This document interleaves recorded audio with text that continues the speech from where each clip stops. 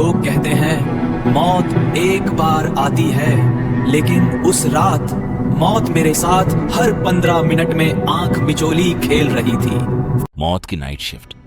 लोग कहते हैं मौत एक बार आती है, लेकिन उस रात मौत मेरे साथ हर 15 मिनट में आंख मिचौली खेल रही थी। रात के 3:15 के बाद जो हुआ वह शायद मुझे कभी चैन से सोने नहीं देगा। मेरा नाम आर्यन है। 2 साल पहले की बात है। हालात ने कुछ ऐसा कर दिया था कि मुझे पैसे की सख्त जरूरत थी। उस वक्त दिमाग काम नहीं कर रहा था, बस काम चाहिए था। मैंने शहर की चमक धमक से बहुत दूर हाईवे के एक ऐसे कोने में नाइट शिफ्ट ज्वाइन कर ली जहां पर परिंदा भी पर मारने से डरता था। वह पेट्रोल पंप, वह बस एक इमारत नहीं थी। ऐसा लगता था जैसे किसी ने उस वीराने के बीच में मौत का जाल बिछाया हो। हाईवे से लगभग 2-3 किलोमीटर अंदर एक कच्ची सड्डा के मोद्दा पर बसा हुआ वह पंप दिन में भी डरावना लगता था। वहां की हवा में एक अजीब सी सिहरन पैदा करने वाली ठंडक थी, जैसे कोई हमेशा आपके कान के पास सांस ले रहा हो। पहला दिन था मेरा। रात के ठीक 11 बज रहे थे जब मैं वहां पहुंचा। मैनेजर मिस्टर खन्ना एक बहुत ही अजीब शख्स थे। उनका रंग उड्ढा हुआ था और उनकी आंखों के नीचे काले घेरे इतने गहरे थे जैसे वह सदियों से सोए न हो। उन्होंने मुझे एक पुराना जगह जगह से फटा हुआ रजिस्टर थमाया और लोहे की चाबियों का एक भारी गुच्छा मेरे हाथ में दिया। उनका हाथ बर्फ जैसा ठंडा था, इतना ठंडा कि मेरे जिस्म में एक झुरझुराहट दौड़ गई। उन्होंने मेरी तरफ देखा। उन आंखों में डर था या शायद एक दर्द भरी चेतावनी। उन्होंने धीमी और कांपती हुई आवाज में कहा, आर्यन बेटा, यहां ज्यादा होशियारी मत दिखाना, सवाल मत पूछना, बस जो कहा जाए वह करना। और याद रखना, 3 बजे के बाद चाहे दुनिया इधर की उधर हो जाए, तुम इस केबिन से बाहर मत निकलना। यह तुम्हारी सलामती के लिए है। मैंने उस वक्त बात को हल्के में लिया। मुझे लगा शायद लूटपाट या चोरों का डर होगा। मैंने मुस्कुराकर पूछा, सर कोई चोर उचक के आते हैं क्या, या फिर कोई जंगली जानवर? उन्होंने कोई जवाब नहीं दिया, बस अपनी जेब से एक पीला पडीडीडीएच चुका पुराना कागज निकाला और मेरी तरफ बढ़ा दिया। नहीं, इनसे भी बहुत बुरे लोग आते हैं। इन्हें लोग नहीं, सवारी कहते हैं हम। ये पेपर पांच लो, इसका एक एक शब्द तुम्हारे लिए कानून होना चाहिए। उस पेपर पर 5 रूल्स लिखे थे, हाथ से लिखे हुए। स्याही थोड़ी फैली हुई थी, जैसे लिखते वक्त हाथ बुरी तरह कांप रहा हो। कहीं कहीं पर लाल रंग के सूखे धब्बे थे जो शायद पुरानी चाय के थे या शायद खून के। रात के 12:15 बज रहे थे। सन्नाटा इतना गहरा था कि मुझे अपनी ही रगों में बहते खून की रफ्तार महसूस हो रही थी। अचानक दूर से आती हुई एक ट्रिंग ट्रिंग की आवाज ने मेरा ध्यान खींचा। एक बूढ़ा आदमी जिसने फटे पुराने सफेद कपड़े पहने थे, अपनी एक टूटी फूटी साइकिल घसीटते हुए पंप पर आया। बेटा, 10 रुपए का तेल डाल दे।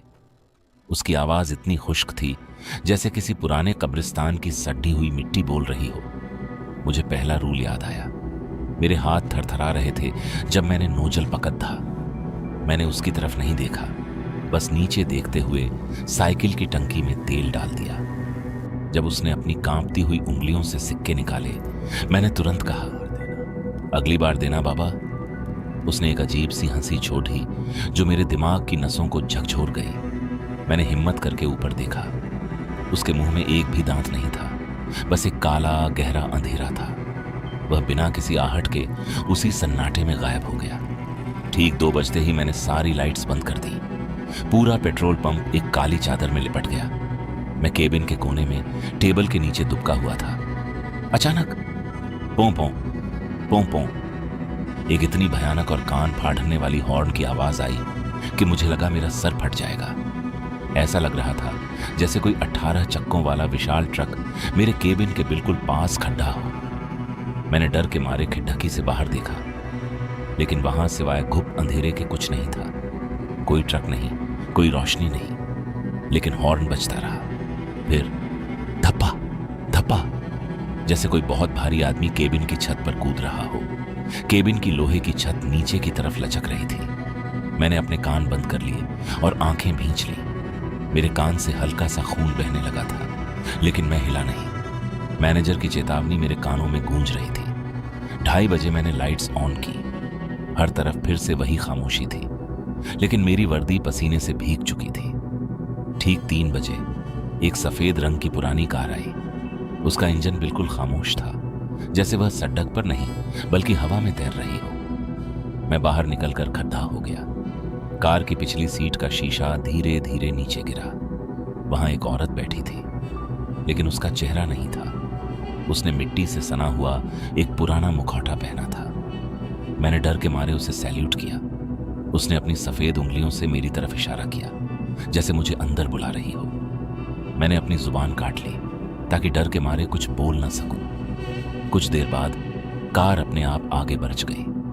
अब बज रहे थे 3:15। आखिरी रूल का वक्त शुरू हो चुका था। मैंने भागकर केबिन का लोहे वाला भारी दरवाजा अंदर से लॉक किया और उस पर एक मोटी जंजीर चढ़ा दी। अचानक शीशे पर दस्तक हुई। Tap tap. भैया, ओ भैया, डर लग रहा है। मम्मी पापा खो गए हैं, दरवाजा खोलो ना। एक मासूम बच्चे की आवाज थी, बिल्कुल मेरे छोटे भाई जैसी। मेरा दिल जोर से धड़कने लगा। मैंने सोचा, क्या कोई सच में भटक गया है? मेरा हाथ लॉक की तरफ बढ़ा। तभी मुझे चौथा रूल याद आया, पीछे मुद्दा कर मत देखना। मैंने खुद को रोका। तभी वह मासूम आवाज एक भयानक चीख में बदल गई। खोलो, अभी खोलो। शीशा थरथराने लगा, जैसे कोई उस पर अपना सर मार रहा हो। मैंने आंखें बंद करके प्रार्थना शुरू कर दी। 5 मिनट तक वह शोर चलता रहा। फिर अचानक कब्रिस्तान जैसा सन्नाटा छा गया। तभी केबिन का पुराना टेलीफोन बजा। मैंने कांपते हाथों से रिसीवर उठाया। मैनेजर खन्ना की आवाज थी। आर्यन बेटा, मेरी बात गौर से सुनो। मेरा रास्ते में बहुत बुरा एक्सीडेंट हो गया है। मैं एम्बुलेंस में हूं और हम पंप पर ही पहुंच रहे हैं। दरवाजा जल्दी खोलना, मुझे ऑक्सीजन चाहिए। मैं घबरा गया। सर, आप कहां हैं? मैं अभी बाहर आता हूं। हाँ बेटा, बस कुंडी खोल देना, हम बाहर ही खड़े हैं। मैंने दरवाजा खोलने के लिए जंजीर पक दी ही थी कि मेरी नजर डेस्क पर रखे उस पुराने रजिस्टर पर गई। रजिस्टर के पन्नों के बीच एक पुरानी ब्लैक एंड व्हाइट फोटो थी। उसमें मिस्टर खन्ना खड़े थे और उनके हाथ में वही मिट्टी वाला मास्क था जो मैंने उस कार वाली औरत के पास देखा था। फोटो के नीचे लिखा था, मालिक 1964 से 1985। मेरे जिस्म में एक ठंडी लहर दौड़ा गई। मैंने नीचे देखा, फोन की वायर तो कब से कटी हुई थी, फिर कॉल कैसे आया? और मैनेजर की आवाज, वह धीरे धीरे बदलकर उसी बूढ़े की आवाज बन रही थी। बाहर एक एम्बुलेंस खड़ी थी, लेकिन उसकी लाइट्स नीली नहीं बल्कि ताजा खून जैसी लाल थी। उसमें से जो लोग उतरे उनके शरीर पर खाल नहीं थी और उनके पैर पीछे की तरफ मुद्दे हुए थे। मैं केबिन के सबसे अंधेरे कोने में दुबक गया। मुझे लगा मैं सुरक्षित हूं। तभी मुझे आखिरी लाइन याद आई, 3:15 के बाद जो भी दिखे वह सच नहीं है।